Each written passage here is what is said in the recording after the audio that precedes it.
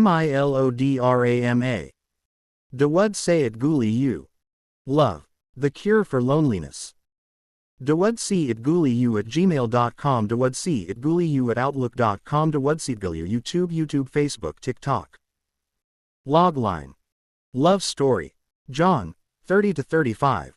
Businessperson. Eva, 30 to 35. Antique shop owner. Meeting on the street. Meeting in an antique shop. Business. Dinner with friends. Trip to Venice. Wedding. Love. A Cure for Loneliness. 1. Nat Children's Playground Snowball Morning. February 29th.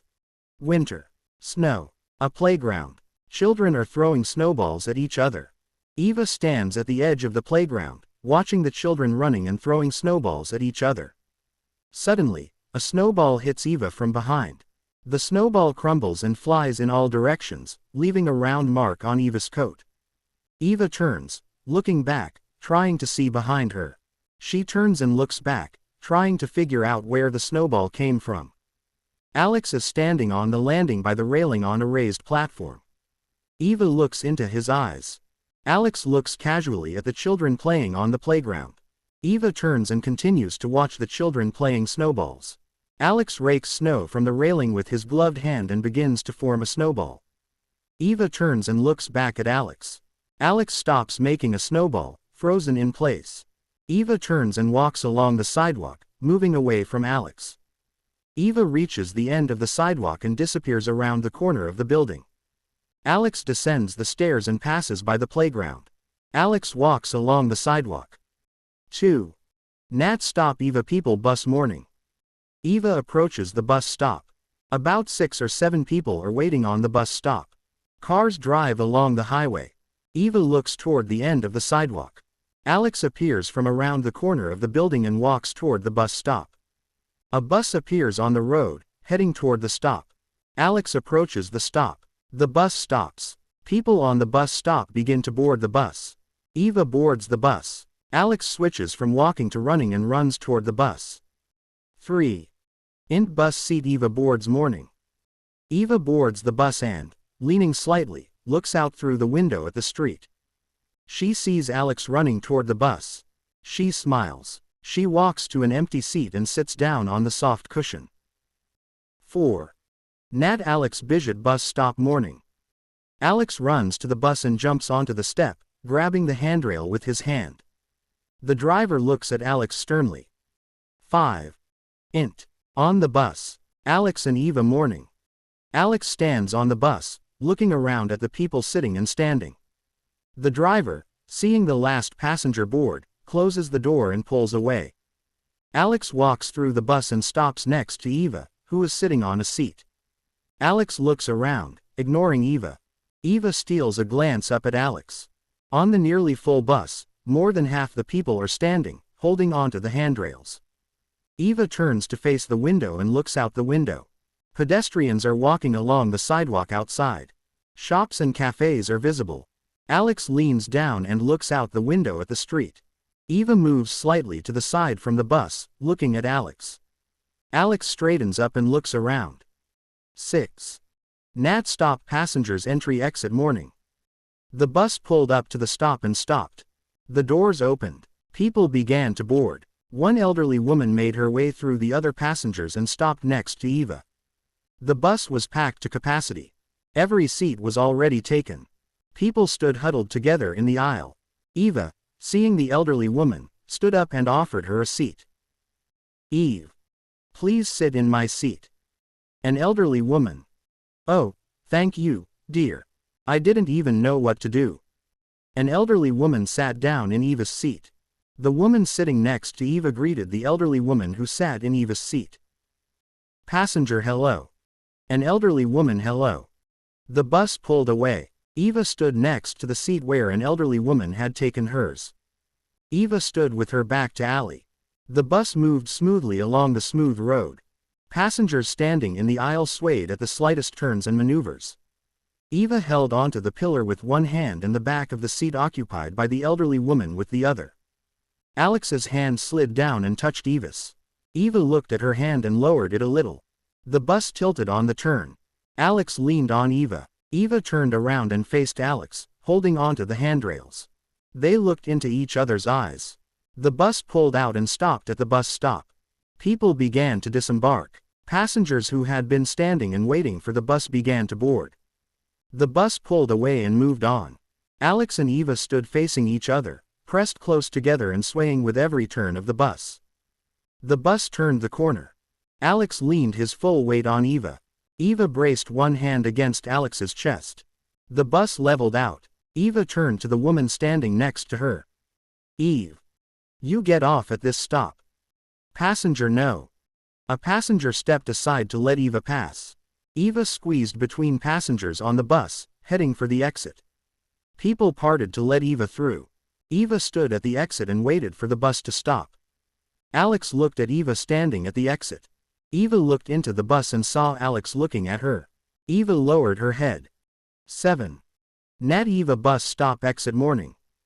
The bus stopped at the bus stop. Eva got off and walked around the back of the bus to the other side of the sidewalk. Eva climbed the stairs and entered the glass doors of the store. 8. In Eva store office changing room morning. Eva enters the hall and, greeting the assistant Lima, standing behind the counter in the store, throws her coat off her shoulder. Eve. Good morning Lama. Lima hello. Eve. How are you? Lima fine. Eva walked into her office and hung her coat on the hanger. She stood in front of the mirror and combed her hair, adjusting it. She touched up her lipstick and applied perfume. 9. Nat bus stop Alex morning. The bus pulls away from the stop. People walk along the sidewalk. The passengers disembark from the bus in different directions. Alex stands at the stop, looking around. 10. In store hall Vetrina Alex morning. At the store, Eva walks to the store window. She stops in front of the window, frozen in place, looking out onto the street. Alex stands at the bus stop, looking straight ahead at the store across the street. 11. Nat Alex stop store morning. Alex crosses the road, letting a passing car pass on his way to the store. 12. In store recovery Eva Alex morning. Eva turns to Lima. Eve. Lima, go to the checkout. I can handle this myself. The glass doors of the store open. A bell jingles above the door. Alex enters. He stands. He looks around, looking around. He walks toward Eva, who is standing behind the partition. He stops and looks around the glass counter. He glances at the things behind Eva. Vases, icons, bracelets, cigarette cases, and so on are displayed on the shelves. Above, written in gold letters on a black background. Antiques. Alex looked into Eva's eyes and said, "Alex. The only thing that can be bought." Eva looks into Alex's eyes and begins to shake her head from side to side. Eve no. Alex turned on the spot and walked toward the exit. He walked out through the glass doors of the antique shop. Eva came out from behind the counter and stood looking out onto the street. Eva walked to the shop window. Alex stood in the street. Alex glanced around and walked along the sidewalk away from the shop. Eva stood in the shop in front of the window. 13. Nat Alex Maba driver home morning. Alex is walking down the street. A white Maybach stops next to Alex. Alex speaks. Alex home. The car starts moving and drives smoothly down the street. 14. Nat Eva store phone order taxi day. Eva sits at the table. She picks up the phone and dials numbers. The phone rings. Pause. Silence. Eve. Yes.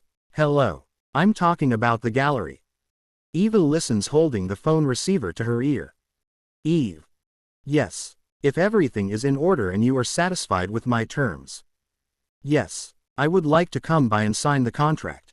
Yes. Yes. Thank you. I ordered a taxi, so I'll be there in about 20 minutes. Okay. Thank you. 15. In-house keys entrance remote control TV. Maybach. Alex pulls up to a 2-story marble house on the seashore. He gets out of the car and walks to the entrance, taking the keys and key fob from his pocket. He opens the door by pressing the button on the key fob. He enters. He goes up to the second floor. He takes the TV remote from the table and turns on the TV hanging on the wall. He sits down in a chair. The news program appears. 16. Eva leaves a taxi boards day. Eva is sitting at her desk in her office. A taxi pulls up. Secretary Ida opens the door and speaks. Ida. The taxi has arrived. Eve. I'm already on my way. Eva quickly finished writing something in her notebook and, picking up a blue folder from the table, stood up and went to the coat rack. She put on her coat and headed for the door. On the street, Eva got into a taxi. The taxi pulled away and drove down the road. 17. Alex TOL coffee monitors day. Alex is sitting at the table. There's coffee on the table. The large monitor is broken into pieces. Alex clicks the keys on the keyboard and watches the changes happening on the monitor. Alex clicks one last time and, standing up, takes the coffee from the table and goes to the window. Alex looks out at the sea waves. 18. Eva Gallery Hall contract day. The Great Hall. A space for exhibitions and presentations.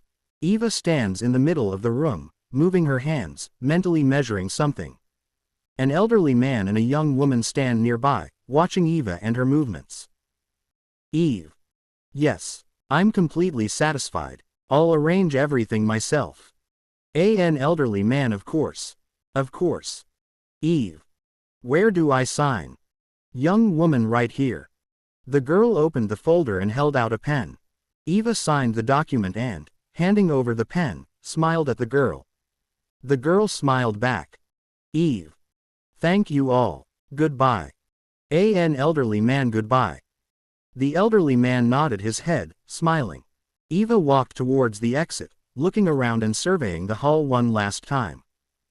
Eva left the building and walked to a taxi waiting at the curb. Eva got in. The taxi pulled away. 19. Alex Garage Ferrari departure day. Alex walks out the door of his house. He walks toward the garage. As Alex approaches the garage, the gate doors rise. 4 garage doors open. In each bay was a car. A black Porsche. A red Ferrari. A yellow Lamborghini. A blue Bugatti. Alex stood in front of the bay silently looking at the cars, as if evaluating and mentally calculating something. Alex walked to the Ferrari and got in. He started the car and drove out of the bay. The garage doors slid smoothly down and closed. 20. Eva exit from the gallery taxi day. Eva exits the gallery doors. Eva descends the stairs. She approaches a taxi waiting at the side of the road. Eva gets in. The taxi pulls away. 21. Ferrari sidewalk girl door day. A Ferrari is driving down the road in the flow of traffic. The Ferrari is driving slowly along the edge of the curb. A continuous stream of people is walking along the sidewalk. A blonde girl with her hair up is walking along the sidewalk. The Ferrari is driving slowly, following alongside, catching up with the girl walking in the flow of people. She glances back at the car following next to her. Looking back, she smiles and continues on her way. The Ferrari catches up with the girl, drawing level with her, and stops at the curb. The Ferrari's passenger door opens. The girl stops and leans slightly over to peer into the car. Alex looks at the girl, looking into her gas pedal, sitting behind the wheel of the Ferrari. She looks around the car, standing up straight and silently at the side of the road. She takes a few steps and gets into the passenger seat of the Ferrari. The girl closes the Ferrari's door. Young woman paradise. The girl extends her hand to Alex. Alex takes the girl's hand in his and leans forward to kiss her hand. Alex. Alex takes the wheel of the Ferrari and hits the gas. The Ferrari pulls into traffic. 22. Taxi exit store conversation day. The taxi stops at an antique shop. Eva gets out of the car after paying the best man. Eva walks to the shop door. She enters. Ida is standing behind the counter. Ida, how? Eve. Everything is fine. Eva goes into her office. She stands by the coat rack and undresses. Ida enters. Eva turns to her as she undresses and hangs her coat on the rack. Eve. That's it. I've signed the contract. We need to get ready for the exhibition. The building is excellent, large and spacious. We'll have enough space for everything. They stand in front of each other smiling. Eva spread her arms out to the sides. 23. Int girl restaurant order conversation evening. It's cloudy outside. A restaurant. A table. Alex and a blonde girl. Having dinner. Alex, you work. Young woman. Model. Clock International. Alex. For a long time. Young woman. Third year. I'm here by invitation. The contract is for 5 years. Alex, clear. Young woman, and you? Alex. Investments. Young woman, wow. Big ones. Alex. Differently. The blonde girl looks questioningly at Alex. Alex. I'm starting a business from scratch or creating a new one. I invest 50% of my own money and 50% from other investors. Or, as I'm currently planning to invest in a business that hasn't gotten off the ground for several years. Once it starts making a profit, I sell my shares and start something new. Young woman. I don't like to continue the relationship. Alex, what? Young woman. Well, you don't want to continue, but you always start over. Alex. I don't like monotony. I always want something new. Young woman. It's strange. People usually want stability and confidence in the future. But you, why? Are you afraid of something, or have you already had a bad experience? Alex is silent. He looks at the girl, lost in thought, as if digging through the past. Alex. There is probably no person who has not had bad experiences in life. Young woman. Yes, but not everyone dwells on this. Life goes on. Alex speaks slowly and quietly, drawing out his words. Alex. Yes, of course, you're right. But not everyone easily forgets meanness and betrayal, and continues living as if nothing happened. Young woman. Yes, of course. There are people who are better adapted to life. They are tougher and stronger in spirit. The girl clenched her fist and shook her hand. Alex, yes. Alex smiled and laughed as he watched her fist shake the air. The girl also laughed, looking at the laughing Alex. 24. Nat Lovka exit bus house evening. It's cloudy. Eva sits at her desk, shuffling through papers. She looks at the antique clock hanging on the wall. Suddenly, she drops everything and starts getting dressed. Coat rack. She grabs her bag from the desk and runs to the door. She closes the door and runs across the street, looking across the road as a bus appears. Eva stops at the bus stop. The bus pulls up to the stop. Eva gets on. The bus starts moving. Eva is sitting on the bus. Her face is behind the bus window. The bus is leaving. 25. Nat Ferrari girl driving home evening. It's drizzling. A Ferrari drives down the road in traffic. Alex is in the car with a girl. Alex looks at the girl and smiles. The girl looks at Alex and smiles back. The Ferrari pulls up to Alex's house. The sea is visible in the distance at sunset. Alex gets out of the car and walks around to the passenger side door. He opens the Ferrari's door and offers his hand to the girl. The girl gets out of the car, taking Alex's hand. Alex closes the Ferrari's door. Alex walks to the door of the house and opens it by pressing the button on the key fob in his hand. Alex opens the door wide, holding the door handle. With his free hand, he gestures, inviting him into the house. The girl bows playfully, bowing before Alex. The girl walks through the door of the house. Alex closes the door as he enters the house. The girl spins around and looks around the house. Young woman, yes. High tech. The girl nods and walks further through the open doors. Alex follows her. They enter the kitchen. A large, enormous kitchen with a full-height window overlooking the sea. The girl looks around. Alex stands in the doorway, watching the girl. The girl, looking at the clean, shiny stove, says, "Young woman. It doesn't look like they cook here. They urgently need a hostess." Turning to Alex, the girl says. Alex smiles, lowering his head to the floor. The girl comes out of the kitchen, passing Alex, and goes to the stairs leading to the second floor. Alex follows her. The girl climbs the stairs. Alex follows her. On the second floor, the girl enters through a swinging door. It's a large room with a sea view. A TV hangs on the wall. In the middle of the room is a large double bed. The girl turns to Alex. Alex looks silently into the girl's eyes. The girl looks silently into Alex's eyes. Alex's bedroom. The girl turns and looks at bed. 26. In table sofa TV Eva coffee night. It's raining outside. Eva's room. The sofa. The table in front of the sofa. Coffee on the table. The smartphone is on the table. Eva is holding the TV remote control. Night outside. Rain. A melodrama is playing on the TV hanging on the opposite wall. On the TV screen, a guy is kissing a girl.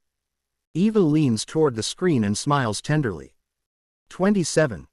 In bedroom girl chair see night. Alex's house. A bed on the second floor. A girl lies in the bed. Alex is sitting in a chair. The door to the balcony is open. Alex jumps up and steps out onto the balcony. Naked, with a towel wrapped around his hip, he stands with his hands on the railing. The rain has stopped. The asphalt and trees in the garden were damp and shimmered in the light of the lanterns. In the distance, in the darkness of the night, the sea dances, shimmering in the moonlight. 28. Nat Eva goes the square. There is an elevator in the morning. Eva stands in the hallway, waiting for the elevator to arrive. The elevator stops at her floor. The doors open, and a 45-year-old woman emerges with a purse over her shoulder and a small dog in her arms.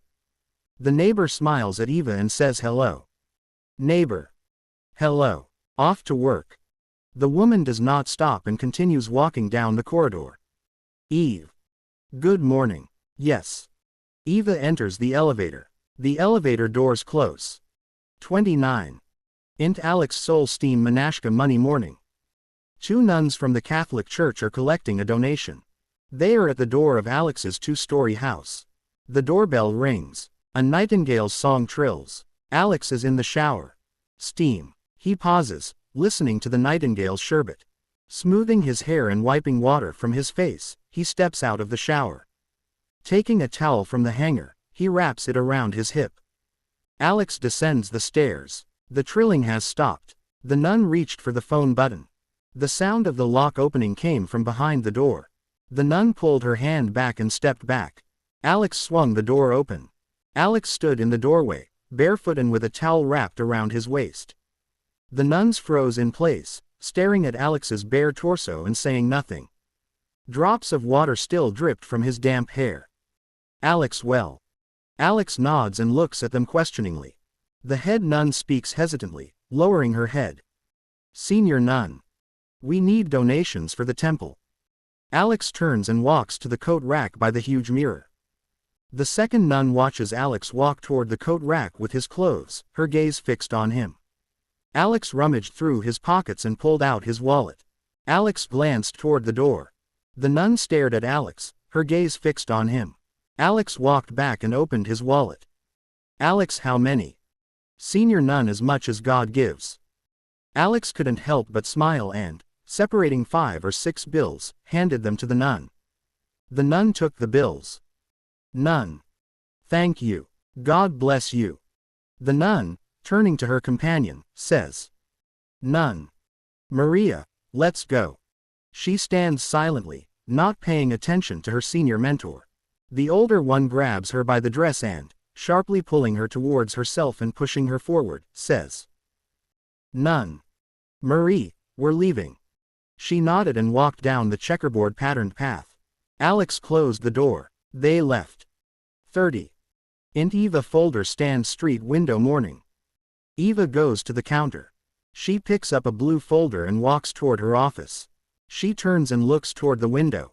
They stop, lost in thought. She goes to the window. She looks out the window. Cars drive along the road. People walk along the sidewalk. She looks at the bus stop and the bench near the store. She looks away and walks into her office. The office doors close. 31. Nat Alex Maba Rose store bench morning. A silver Maybach pulls up to an antique shop. The doors open and Alex steps out. He's wearing a black suit and short jacket. He's holding a red rosé. Alex walks past and stops near a bench. He looks around. The Maybach stops at the curb. Alex takes a handkerchief from his pocket and wipes the bench. He tosses the napkin in the trash can. He sits down on the bench and watches the cars pass by. 32. Int Eva exit table window. Alex Rosa morning. Eva leaves the office with a folder in her hand and, approaching the counter, addresses the assistant standing behind the counter. Eve. Everything is ready. Fine. Eva was walking back to her office. Suddenly, she froze in place and stopped. She looked out the window at the street. She walked over to the window and began looking out. She saw Alex sitting on the bench. Eva quickly walked toward the exit. She opened the door and walked over to the bench. Eva approached Alex and stopped near the bench. Alex smiled when he saw Eva still sitting and looking up at her. On the bench next to Alex lay a red rose, wrapped in ghostly film. Alex looked at the rose. Eva looked back and looked at the rose. Eve. This is for me. Alex, yes. Eva picked up the rose and sniffed it. She pressed the rose to her chest. Alex stood up and walked over to the Maybach. He opened the back door. Eva looked at Alex. Alex bowed his head, inviting him in. Eva glanced at the bench. Then she walked over and got in. Alex closed the door and walked around to the other side of the car, getting in next to Eva. The car started moving and drove off down the road. 33. Nat Alex Maba Boutique Dress Chail Day. Maybach pulled up to a large store in the city center. One of the expensive boutiques selling high-end, exclusive clothing and jewelry. The car stopped outside. Several people standing outside rushed toward Maybach. One of them opened the car door. Another stood next to him, greeting him and gesturing toward the store. Alex and Eva entered the glass doors. In the store, the manager came out to greet Alex and Eva. He extended his hand and greeted Alex. He bowed, glancing toward Eva. Manager. Mr. Greedy. Glad to see you in our store. We've decided to update our wardrobe. Alex. No. So Eva decided to buy an evening dress and... Eva looked at the men with a little surprise. Alex fell silent, turning to Eva. Alex. We were invited to a friend's party. So Eva needs an evening dress and... Alex fell silent again because the manager stepped forward and extended his hand. Arthur. Eva. Nice to meet you. I'm Arthur. Eva shook the hand Arthur extended and smiled. Arthur, follow me. And Arthur walked into the back of the store. Eva looked at Alex. He nodded, indicating Arthur. Eva followed Arthur. Arthur paused, turning and addressing Eva. Arthur. I think you'll be a frequent visitor to our boutique. Ours is the only place in the world where you can buy everything. From stockings to hats. From handbags to watches. From chains to diamonds. And all of this. From the world's best brands. And all of these are the latest styles and colors. Please come. He stopped in the middle of the large hall. Several girls approached Eva from all sides, carrying rolling hangers with dresses and handbags on them. One of the girls rolled up a rack of shoes of every kind and color. Arthur gestured for them to sit down on the sofa. Arthur. Please make yourself comfortable. Make yourself at home. And Arthur raised his hands up like a conductor. Alex passes by Eva, who is sitting on the couch, putting on black shoes, and smiles. Eva looks at Alex as he passes and smiles at him. Alex passes through the open doors leading to another display area and finds himself in a long, spacious room. The counters and display cases stretching the entire wall are covered with jewelry, gold jewelry encrusted with diamonds. Alex walks down the entire aisle and stops at the counter. Alex points to a thin, double-doored box at the girl standing behind the counter. Inside, on black velvet, lies a diamond necklace, a pair of earrings, and a wristband with a diamond ring in the center. The girl slipped her hands under the mirror and carefully pulled out the box. She placed the box on the counter and looked at Alex. Alex silently stared at Nicola Richie's diamond collection. Eva stands in front of a large mirror in the store. She's wearing a red, knee-length, form-fitting dress. Red, pointed-toe stiletto heels. She's carrying a red, elongated handbag with a shoulder strap. She's looking behind her. Alex walked down the hallway toward Eva. Alex held a necklace in his left hand, clasped behind his back. Arthur and the girls stood nearby, slightly to the side. Alex approached Eva, holding his left hand behind his back, and looked her over from head to toe. Eva, seeing Alex appraising her outfit, turned and twirled. Alex turned to Arthur and, closing his eyes, nodded slightly in approval. Alex took a couple of steps and, approaching Eva, turned her toward the mirror. Alex lifted Eva's hair with his right hand and placed the necklace around her neck. Eva stood frozen in front of the mirror, looking at her reflection. The diamond sparkled in the mirror. 34. Int Palace Dinner Conversation Fountain Evening. The Maybach pulled up to a 3-story house. The gates opened. The car drove through the opening gates. The car stopped in front of the house. Alex opened the car door and got out. Alex walked around the car and stood in front of the house on the marble patio. Alex turned to look at the Maybach with Eva in it. Seeing that Eva was sitting in the car and not getting out, he smiled. He opened the car door wide. Eva got out and smiled at Alex. Alex smiled, looking at Eva. Closing the car door, Alex offered Eva his hand and entered the doors, which the doorman had opened. 2 doormen stood frozen in place on either side of the doors. Hall. Alex and Eva enter the house and walk down the hall. They enter a large room. People are in pairs. 3s. In some places, several are standing or sitting in different parts of the room. A girl breaks away from the group of people standing by the column and walks toward Alex. Ada comes over and hugs Alex, kissing him on the cheek. Hell. Always late. Businessman. Ada spoke and looked at Eva. Alex. Yes, Ada, I want to introduce you to my girlfriend. Eva. Alex stepped aside, pointing at Eva. Ada looked at Eva, then at Alex, then at Eva. Alex and Eva looked at each other. Ada took Eva's hand and pulled her toward her, speaking and pulling Eva along with her. Ada. You want me to introduce her to ours? Ada walked across the room holding Eva's hand in hers. Alex stood silently smiling, watching them go. Alex approached the men sitting by the electric fireplace. Alex shook hands with the men. Bean. How's life? Alex great. Bean. How are you? Alex not bad. One of them, Bob, stood up and offered Alex a chair. Alex sat down in the offered chair. Bob took the new chair and sat down next to him. Eva, drawn by Ada, emerged from the large 4-meter-high doors of the house. The backyard was laid with a neatly trimmed lawn. In the center of the lawn stood a large marble fountain, ringed by a circle of marble slabs. Large, massive marble benches surrounded the fountain. In the distance, on a hill, stood a white marble gazebo, entwined with living green vines of red roses. Ada pulled Eva toward the gazebo along the single, paved white marble path. Alex sat in a chair, looking out the huge floor-to-ceiling window overlooking the backyard. Alex watched as Ada led Eva toward the gazebo. Roy. Alex, we decided to marry Max. Max. You asked Max about this. Roy. You were the oldest among us. Everyone stared at Max. Roy. He's already 34, we're 30, he's holding us all back. Max. I'm giving way to you. Jim. Max, why are you really dragging your feet on this? Max. Oh, come on. I have enough problems as it is. And the expenses. All they care about is money.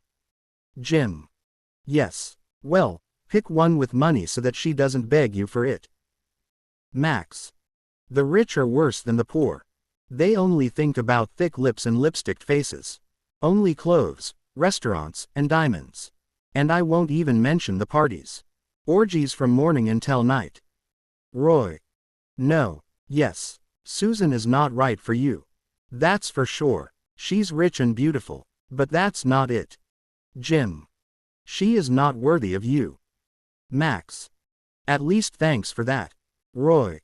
Well, there are still more or less normal ones in the provinces. Max. That's exactly what you said, more or less. A heel will break new shoes.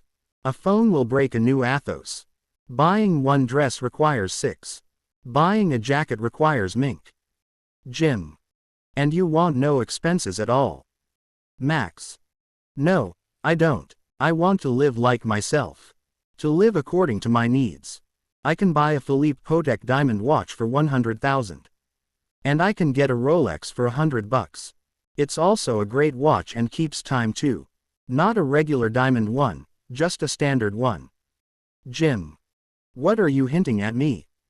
Max. No, Jim. It's your money. You can wear whatever you want, wherever you want, whenever you want. We live in a free world. Everyone can do whatever they want, within the law, of course. I earned my own money. Jim. What do you mean to say? I don't earn my own money. John. Jim, we're also sitting here and listening to Max. And no one takes anything personally. We're just talking and sharing our opinions. Even though we all know that all your money and startup capital comes from your dad. Jim. It's not my fault. Is it my fault that my father is rich? John. And no one's blaming you. We're talking to Max now. And he earned all his money through his own labor and. Or what are you trying to blame Max for? Jim. No, no. What are you saying? I love and respect Max. I was thinking about something else. Jim stood up and walked over to Max, extending his hand. Max looked at the outstretched hand and clapped his palm against it. Jim walked over and sat down in his seat. Roy. So, what were we talking about? Max. Oh, screw it. Bean. Max said he wanted a family. But he had one condition. He wanted an educated, beautiful, modest, well-mannered woman who would raise his children. The most important thing in life for a man is children. It's simple and clear.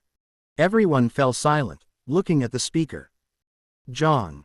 It's all simple and clear. Everyone would like such happiness. But where is it lying around? Everyone burst out laughing. Marble gazebo. Ada leads Eva to the gazebo where the 5 girls are. Hell. Meet our new additions. The girls rose from their seats and surrounded Eva and Ada. The girls stood silently, looking at Eva.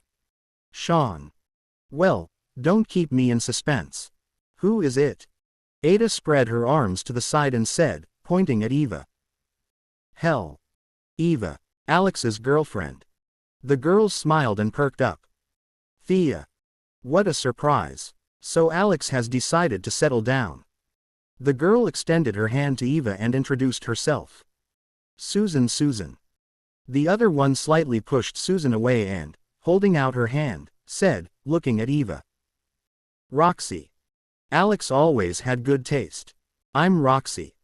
Eva shook Roxy's hand. Another girl squeezed between those standing and, holding out her hand, said. Layla. Yes, she is a beauty. Layla. Eva smiled as she shook Layla's hand. Everyone perked up and started chattering in chorus. All in unison, yes, yes, gorgeous. One of the girls began to fuss. Susan. Come on, sit down. Eve. No, I'll stand. Layla. You'll have to stand for a long time. Sit down. She took Eva by the hands and sat her down in her chair. All the girls hurried and took their seats. Ada turned and headed for the gazebo exit. Hell. I'll go tell them to bring us some drinks. It's getting stuffy in the evenings and hotter during the day. The girls watch Ada as she walks away. Susan. Well, tell me. Eve. What to tell? Susan. That's it. Where do you live? Eve. On the street. Susan. I see. What are you doing? Eve. Working. All the girls started looking at Eva. Eva, seeing that everyone was looking at her, continued. Eve. I have an antique shop. Layla. Own. Eve. Yes, I got it from my father. Layla clear. Roxy. The Kaye is beautiful. Nicola Richie. Eve yes. Eva puffed out her chest slightly and ran her fingers over the glittering diamonds. Roxy. The necklace is expensive. At least 10,000. The store makes a good profit. Eve. Yes. But the necklace is a gift. Roxy. It's clear. The girls smiled. Eva was a little embarrassed. A guy dressed all in black approached the gazebo. Messenger. The ladies are calling you to the table. The living room. A table for about 20 people was set in the middle of the living room. The men had already settled down at the table. Among the men, only one woman was sitting. Ada. The sound of footsteps and voices could be heard in the hallway. The women entered the living room. Ada raised her hand up and waved her hand, attracting Eva's attention. Hell. Eva, go to court. Eva walked over and sat down next to Ada. Hell. Sit with me. If anything happens, I'll be with you. At the table they began to put food on plates. Ada leaned towards Eva and asked. Hell. Well, have we washed your bones? Eve. Not really. Eva waved it off, smiling. Hell. Don't say anything personal about yourself. These bitches will find out your weak spots, then you're screwed. Eva looked at Ada with a tense frown. Hell. Don't frown. That's life. They'll smile sweetly and assure you of eternal friendship. Even the devil succumbs to a woman's cunning. If they find out you're weak, poor, beautiful, or smart. Or if they can't stand up for yourself, they'll eat you alive. Eve became quiet and drooping. Hell. Don't be afraid. I'm with you. I know everything about them. About their relatives, about their debts, about their lovers, about their interests, about their weaknesses, about their money. I know how much they're worth. I always tell the truth. That's why they're afraid of me. They started putting food on the girls' plates. The straw became animated and they began to eat, each to their own liking. A tall, handsome, fair-haired guy stood up from the table with a glass in his hand. John. Ladies and gentlemen, we have a new addition to our circle. As host, I am honored to introduce you to the most beautiful woman in the universe. Eva. I think you all already know that this woman is Alex. The most handsome man not only in the universe, but in all of infinity. John pointed his hand in an arc in the air, outlining infinity. Everyone put down their cutlery and clapped their hands. John. This applause is for you, not for me. John turned to look at Eva. John sat down in his seat and, looking at Alex, bowed his head, raising his glass of wine. Alex picked up a glass of wine from the table, raised it, and looked at John, nodding his head. He took a couple of sips and set it down. Everyone at the table began clattering with their utensils as they devoured their food. Living room. A long table in the middle of the living room. Men on one side, women on the other. Men and women sit facing each other. In the living room, everyone was busy eating. Eva looked at Alex. Alex smiled at Eva. Steve noticed Eva smiling and turned his gaze to John, who was sitting opposite Eva. He saw that Alex was smiling too. Steve. Eva, how did you meet? Everyone turned their heads at once, looking at Eva. Eva lowered her head. Raising her head and looking Steve in the eyes, she answered. Eve. Accidentally. Steve, and where? Eve. On the street. Steve. I see. You don't want to tell us. Eve.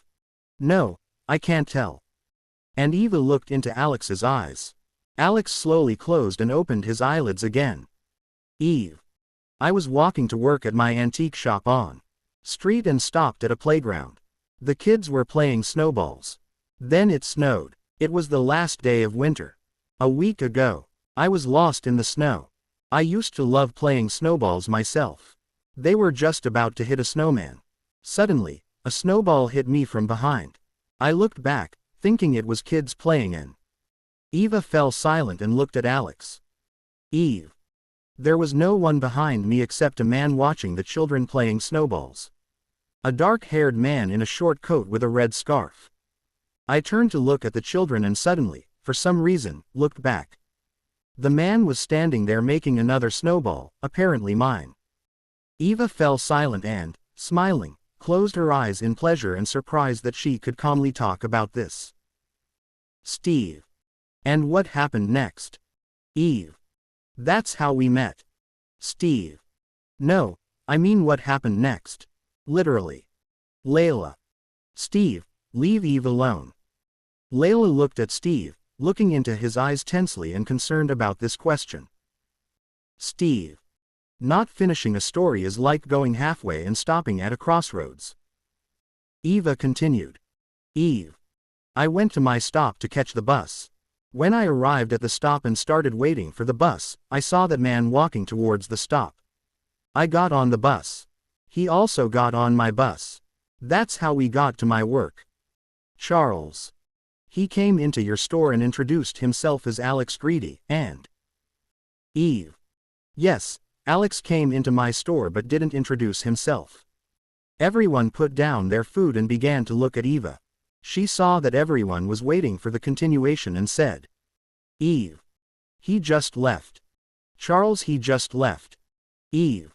He just left. I see. He intrigued the girl and left. Ada. I see. That's how men get their way. Everyone at the table burst into loud laughter.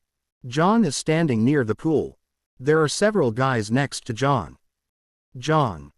Tomorrow you will start. Worker, fine. John. Start early in the morning so you can get it done in a couple of days. Then it'll get hot. Got it. Worker. Okay. Everything is clear.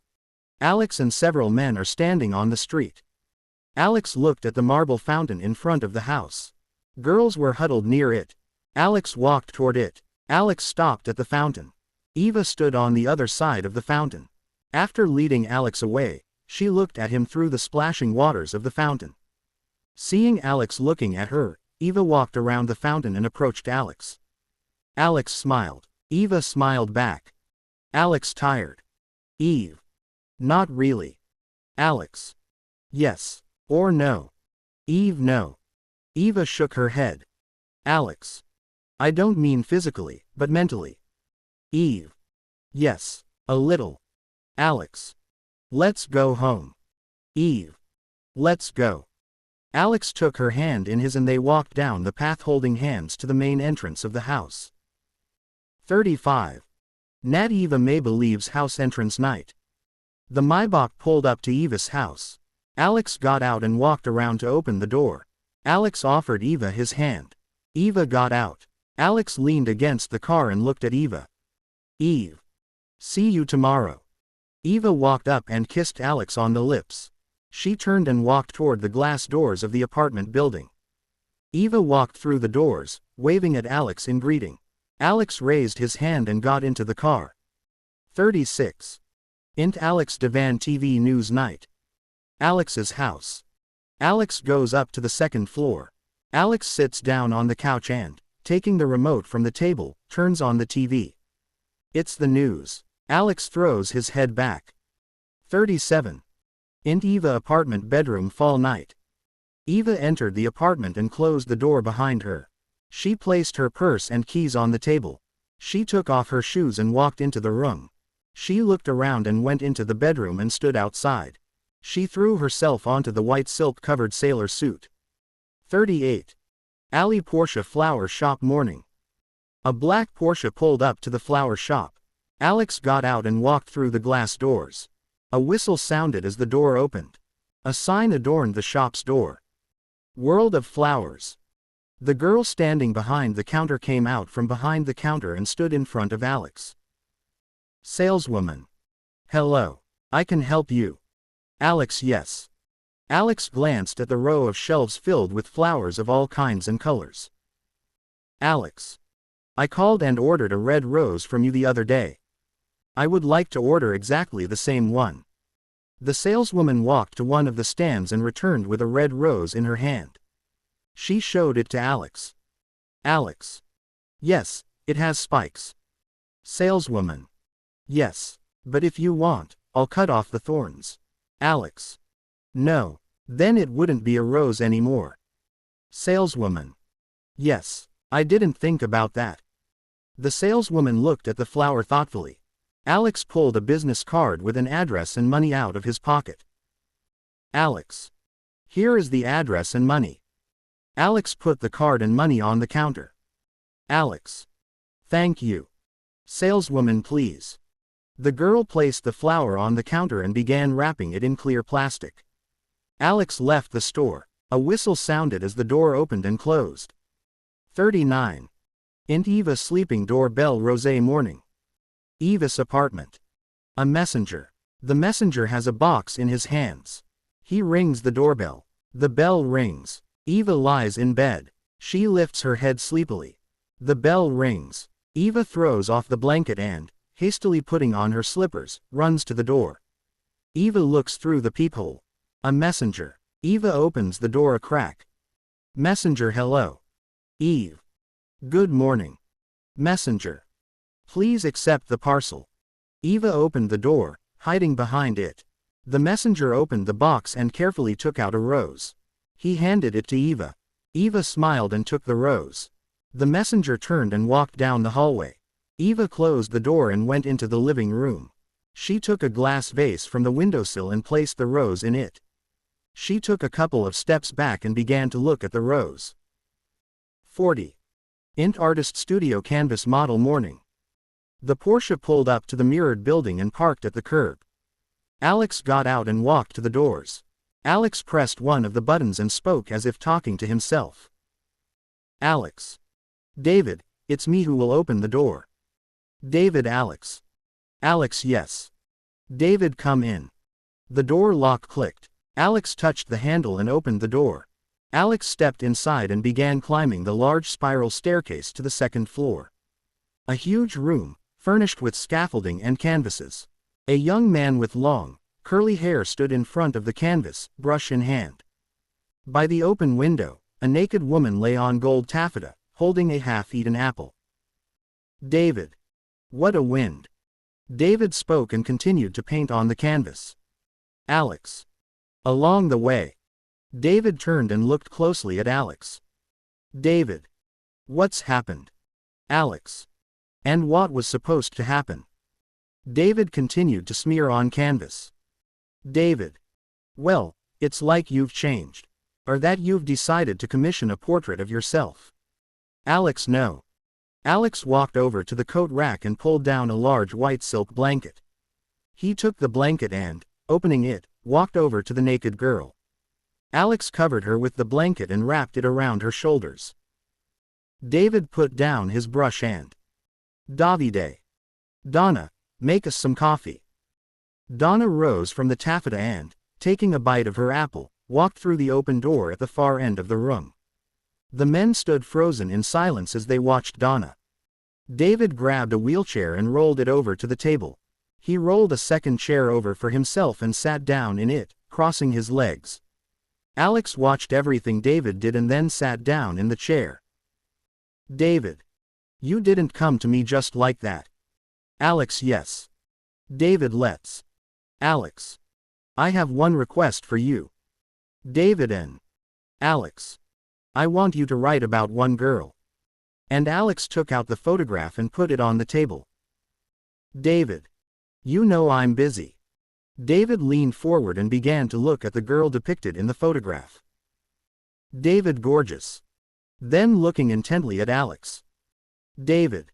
Are you in love? Alex. I don't know. But when I see her, something happens in my chest. David. This is what they call love. Footsteps came from the kitchen. Donna, clattering on her heels, wrapped in a white silk sheet and carrying a tray, was coming.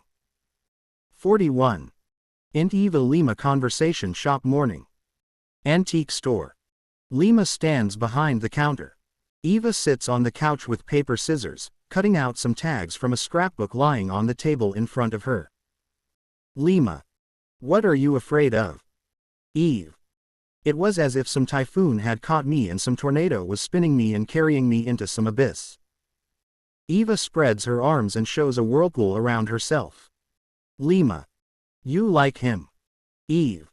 Yes. You see, he acts as if the whole world belongs to him. Lima. There's an exhibition on Wednesday. We won't be opening the store. Eve. No. I'll need you. You'll help me if I can't keep up with the visitors. Okay. Lima fine. 42. Int Maybach store Alex Eva morning. The Maybach pulled up to the antique store. Eva emerged from the store, handbag in hand, and ran toward the Maybach. The Maybach's back door opened, and Eva got in. Alex and Eva kissed. Alex. Well, are you ready? Eve, yes. Alex, let's go. The Maybach started moving and drove off into the stream of cars. 43. Nat Alex Eva Park Bench Day. The Maybach stopped at a park near the seashore. Alex got out and opened the back door. Eva got out and stood next to him. The car pulled away. Alex took Eva's hand and pulled her deeper into the park. Alex and Eva are walking in the park. The huge trees have burst into bud and are covered in new leaves. Alex and Eva walked slowly along the concrete path between benches under the canopies of the large trees. Alex. Maybe he can help with the exhibition. Eve. No. I've already organized and agreed on everything. I want to do it myself. Eva fell silent, choosing her words.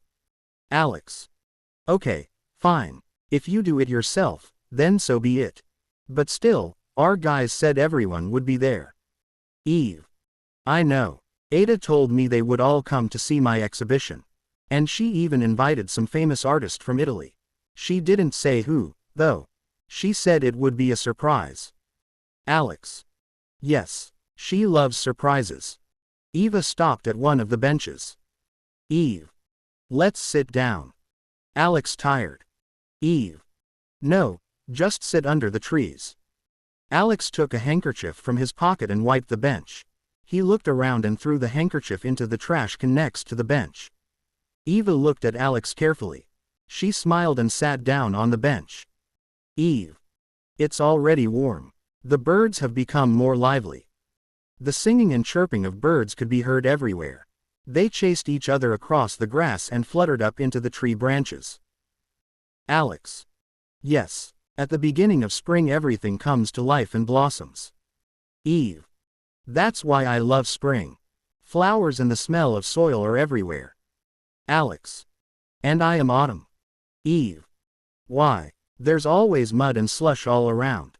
The trees are bare as rotten yellow leaves all around. It rains endlessly. Alex. Without rain, there would be no spring. How could trees bloom and blossom like this without rain? And the leaves are falling. And the leaves, yellow, red, burgundy, lie like a carpet on the ground. The most beautiful thing in nature is falling leaves. Alex, yes. Eva reached out and buried her fingers in Alex's hair, pulling his head toward hers. Eva bowed her head toward Alex. Alex and Eva pressed themselves against each other and kissed deeply. 44. Int Alex coffee window dawn bell morning. Alex's house. Alex, wearing white pants and a red shirt, stands in the kitchen. A mug of coffee is on the table in front of him. Alex takes the mug from the table and walks to the glass doors that open onto the sea. Alex walks to the seashore. Alex approaches the edge of the sea and takes a couple of sips. He looks at the red glow spreading across the horizon. The sun appears on the horizon, bursting out of the sea and illuminating the world with its light. The sound of a telephone ringing. A nightingale's trill. Alex picks up a flip phone and opens the lid. Alex. Yes. Hello. Yes. Found out. Yes. Urgent. Right now. Yes. Good. Alex snapped the small mobile phone shut and, after standing for a moment, walked quickly towards the house. 45. Int Embankment Cafe Chiui Mother John's Day. Embankment. Cafe. Chairs and tables outdoors. At one of the tables sits a gray-haired elderly woman of 65. On the table are cups of coffee and a carafe of water. John's mother. The Porsche pulled up and stopped on the opposite side of the street at the curb. Alex got out and looked toward the embankment. Seeing John's mother sitting alone at a table, he crossed the street to her. Alex saw a limousine parked across the street and a security guard standing by the car. Alex approached the table and, bending down, kissed the woman's hand. She smiled and said, "John's mother. I always wanted a son like you." Alex sat down at the table on one of the empty chairs. They looked at Alex. John's Matt. You've already had breakfast. Alex. Yes, I woke up early. I still got you your favorite bird's milk. Alex looked at the cup of coffee and the sweet packaged in a transparent case. Alex smiled broadly and strangely. John's mother. I want to talk to you frankly. But I want no one to know about it. You understand me? Alex, yes. John's mother. Why did I turn to you? Because you're the only one they all listen to. You're the only one who donates money to my charity every month. You don't even need to remind me. I'm talking about the charity. You know my son. He's a follower. He needs to be guided, prompted, and explained. You're a different story. You don't need explanations. But he needs a nudge. You understand? Alex, yes. John's mother. I want you to influence him. These late-night parties, nightclubs, women, brazen faces, big lips, expensive cars. You understand me? Alex, yes. John's mother. I wanted you to help me marry Karen. They're traditionally rich. They're cultured, well-mannered people. But I know you'll turn me down. And I don't want to be turned down by you. Alex. Yes. I don't interfere in people's personal affairs. John's mother. I know. That's why I'm asking you this. I know your principles. You don't interfere in anything.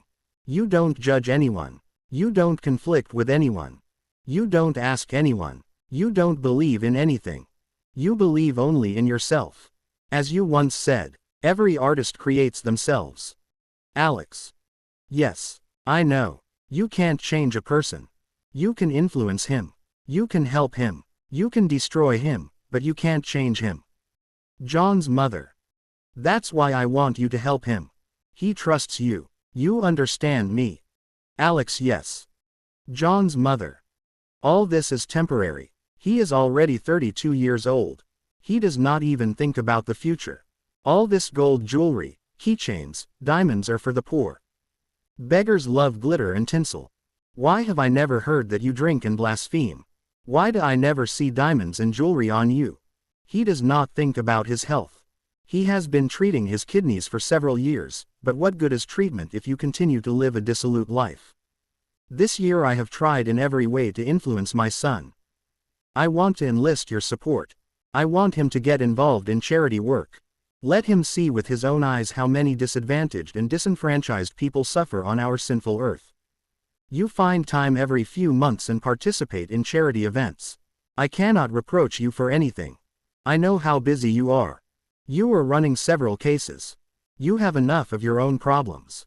You understand me? Alex. Yes, I understand everything.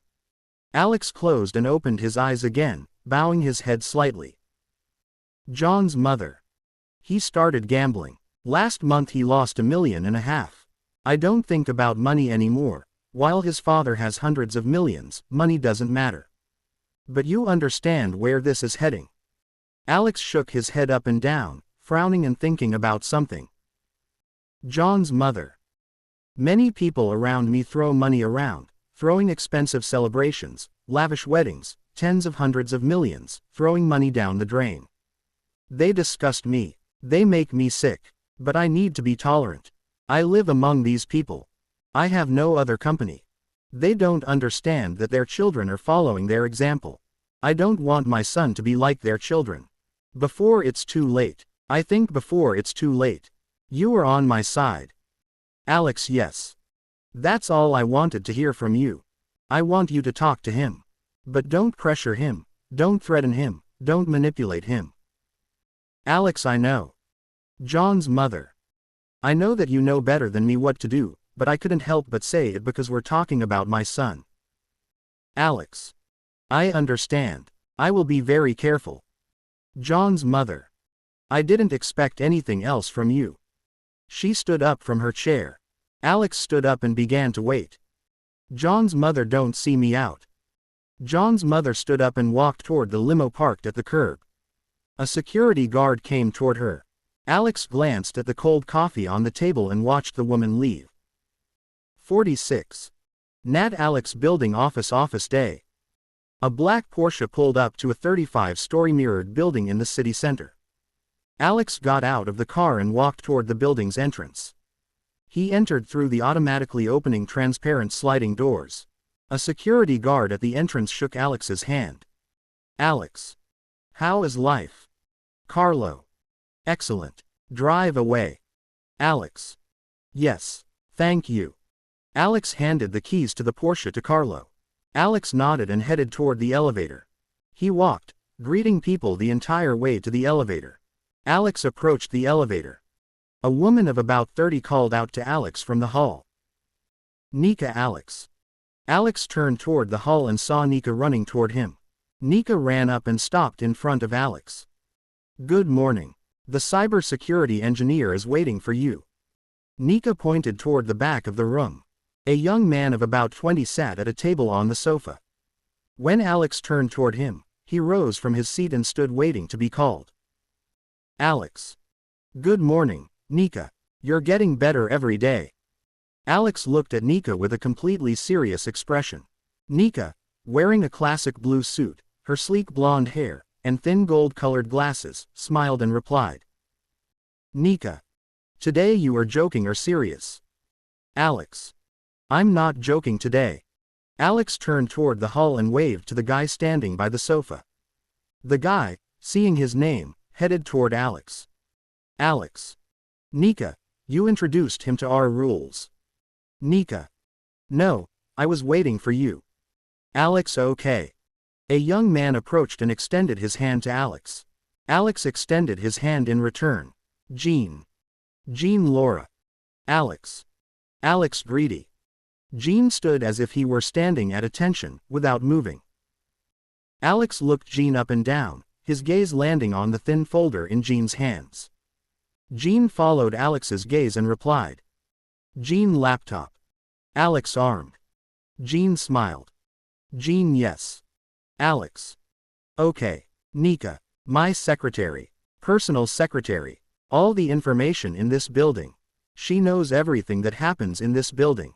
Afterwards, come up to me. The elevator doors opened, and Alex stepped inside. The elevator doors closed. The glass elevator began to slowly ascend. Nika and Jean stand in the middle of the building on the first floor. Men and women walk around with papers in their hands, hurrying about their business. Nika. This building is owned by Alex Greedy, Intercom. Alex leases office space to over 100 companies and firms. The ground floor is used by building maintenance staff, while the rest is used for offices. Alex has reserved the top floor entirely for himself. Your office is there, too, if you're interested in working for us. The building manager is in the office across the street. Alex is the building's owner, and the managing director is Anthony Roy. The 30-story Intercom building is maintained by 44 people, including you, that's 45. Nika said, pointing her hand towards the elevator. Nika. Let's now go up to the top floor. You'll see the work area. They walked to the elevator. Alex stood near the table with a cup of coffee in his hand and looked out the huge window that covered the entire wall at the huge city spread out before his eyes. In the elevator. Nika, turning to Jean and looking through the transparent glass of the elevator, continued to explain. Nika. Your task is to manage cybersecurity. We have received information about a leak of personal data belonging to some company representatives. You are tasked with identifying and mitigating the problem. All computers, landline and cell phones are at your disposal. All information about employees in this building and third-party workers will be provided to you immediately. The elevator stopped. The doors opened. Nika gestured toward the exit. Jean stood motionless and gestured for Nika to go first. Nika looked into Jean's eyes and stepped out first. Jean followed. They found themselves in a corridor. Offices with transparent windows and doors lined the entire corridor. None of the offices were occupied. Alex stood in one of the offices, looking out the window at the street. Nika opened the door and entered, letting Jacques pass. They stopped in the middle of the office.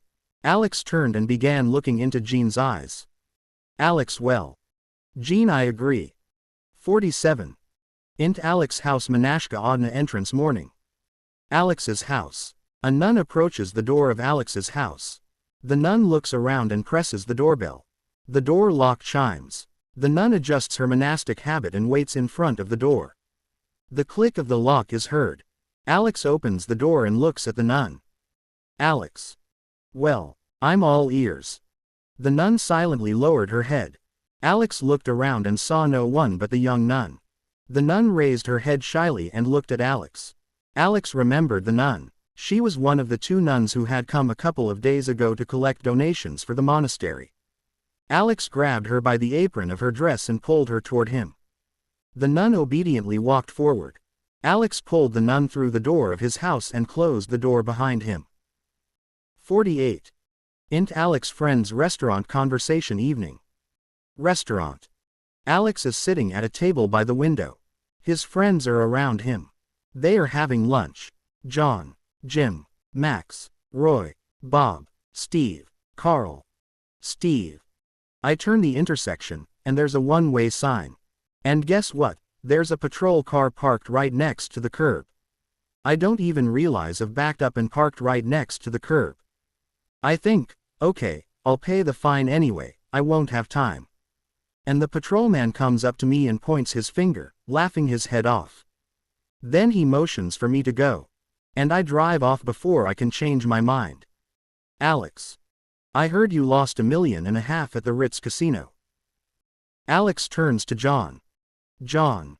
Yes. The trick didn't work. Bean. But the chip was lucky. John.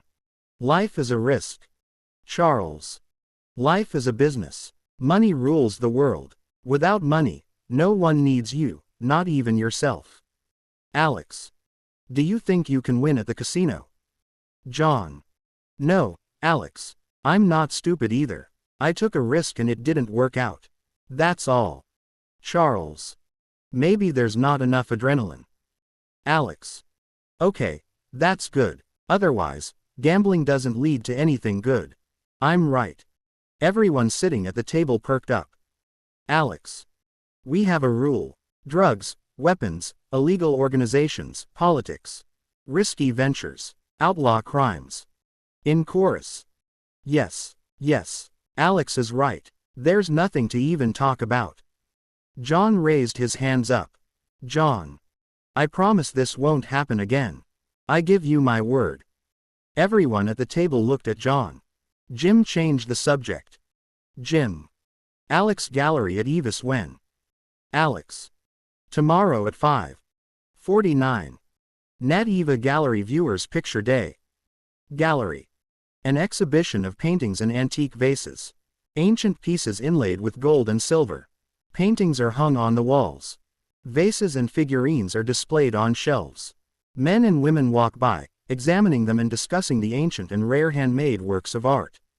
Eva stands in the center of the room, accepting congratulations and compliments. Ada, Susan and several women stand nearby. An elderly, gray-haired woman approaches and addresses Eva. An elderly woman. A truly beautiful exhibition. It's hard to believe that people created such wonders with their own hands. So much work and talent was invested. Our humanity has a truly fantastic past. With such rare exhibits, we could open a museum. You haven't thought about that yet. Eva glanced at the people entering the door. Two people entered the building. A man of about 50 in an expensive blue suit, and a young woman of about 25 in a red dress with a burgundy hue. Eva's assistant approached the two newcomers. Eve. Not yet. But now I'll definitely think about it. Alex enters the door and walks down the hall toward Eva. Eva sees Alex and walks toward him. The women standing with Eva exchange glances. Eva approaches and stops in front of Alex. Alex extends both hands. Eva offers him both hands, and they stop in front of each other. Alex. Well, how is it? Eve. I should ask you this. Well, how is it? Alex.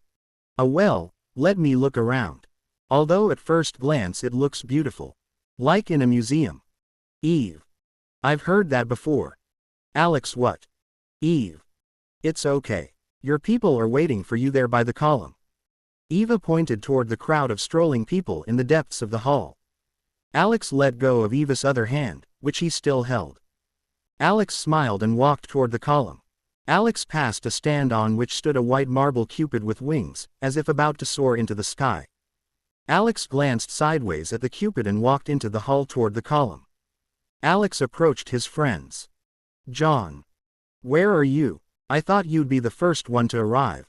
You'd be greeting us. Alex affairs. Bean. Are we lazy? Jim. Don't whine. Don't be boring. Roy. Alex. You have a talented one. I walked through the gallery. There's simply nothing to complain about. She mixed everything up, from ancient times to contemporary art. Even I figured out what was what. Max. Davide is needed here. You can't figure it out without an artist. Alex. Didn't he come? Alex looked around. Alex. I invited him myself. John. He's in crisis. I spoke to his muse myself. He doesn't want to see anyone. Max. Yes, he is always in crisis. John. Yes. Suddenly, a commotion broke out in the hall. People began turning and looking toward the door. More than 100 people had already gathered. Through the opening doors, 2 men in work clothes carried a 2-meter-long painting draped in white silk. John, Alex and all his friends turned and looked in that direction. The workers walked among the people standing aside and leaned the painting against the wall. After looking around, they removed several vases to the floor and placed the painting on a makeshift pedestal. The painting rose a meter from the ground and stood right in the center of the room, leaning against the wall. White Japanese vases with floral patterns from some Buddhist temple stood on either side. The workers carefully pulled the white cloth down and headed for the exit. The cloth fell and lay curled on the floor like a curtain. A beautiful young woman, 25 years old, with a pale complexion, scarlet lips, large round eyes, and a surprised look, appeared before the gallery visitors. She wore a white, translucent wedding dress. Everyone in the room froze and stared at the girl in the painting. Those standing at a distance moved closer to get a better look. After a while, people began turning around and looking for the gallery owner. One by one, then in a circle. All eyes fell on Eva. Eva stood in the middle of the room, staring at the painting without looking away. The painting depicted her full length, smiling, looking straight ahead. Eva stood there, staring at her exact replica, without uttering a word. Suddenly, in the deathly silence, John began to applaud softly and gently. The people around him snapped out of their stupor and began to quietly join in, clapping one after another as if at the end of a performance. The audience erupted in loud applause. 50. Nat Airport. Alex, Eva husband and wife mourning. A Maybach pulls up to the airport entrance. Alex and Eva get out of the car and walk toward the airport doors. The driver loads suitcases and carry-on luggage from the trunk of the car onto a cart that has pulled up. An airport employee helps load the suitcases onto the cart. Ali and Eva enter the airport doors and walk down the hall toward the crowd of arrivals. One of the women walking toward Ali in the crowd of new arrivals looks at Ali, staring into his eyes. Ali, sensing someone's gaze, looks at the woman. They walk toward each other, looking into each other's eyes. The airport is crowded. Ali and the woman walk side by side, looking at each other. Ali and Eva walk near the line at the terminal. Ali and Eva go through the VIP aisle. Ali, exiting the airport door leading outside, turns back and looks at the woman standing in the middle of the hall. The woman stands and looks at Ali. A man stands next to her, asking something. Ali lets Eva go first and follows her out. The doors close. 51. Nat Venezia. Gondola. Angel and Devil Day. Gondola. Alex and Eva stand hugging each other in the gondola. A gondola sails toward them, carrying 2 men, one in black, dressed as the devil. The other in white, dressed as an angel. The gondolas pass next to each other. Alex and Eva watch them go. Eva clings to Alex.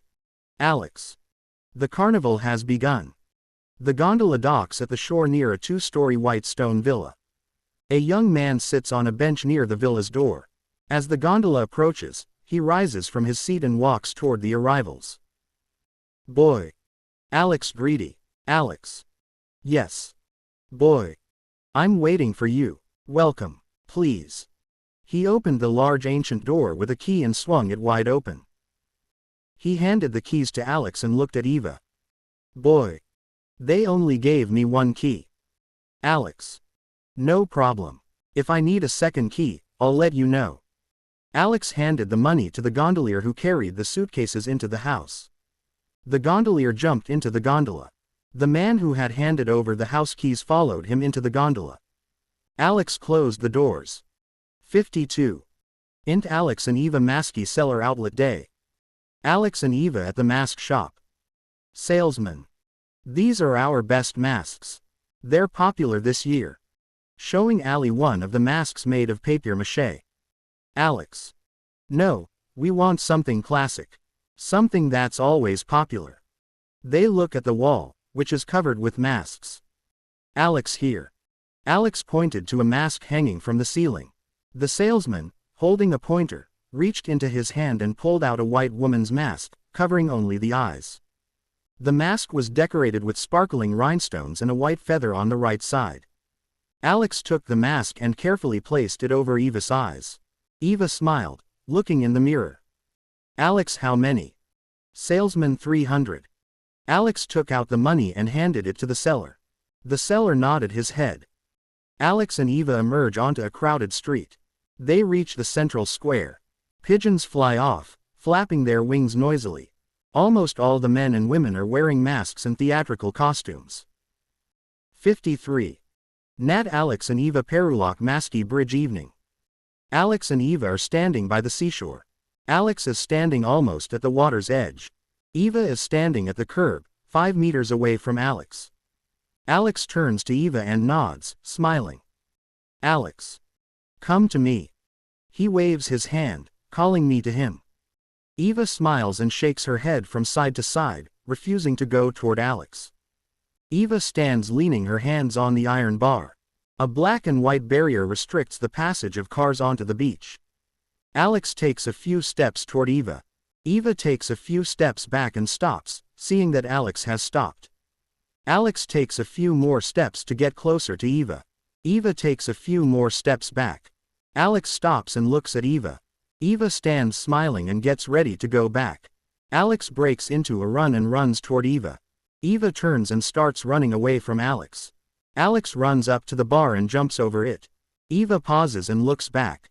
Seeing Alex jump over the bar, she screamed and ran even faster. Alex ran after Eva.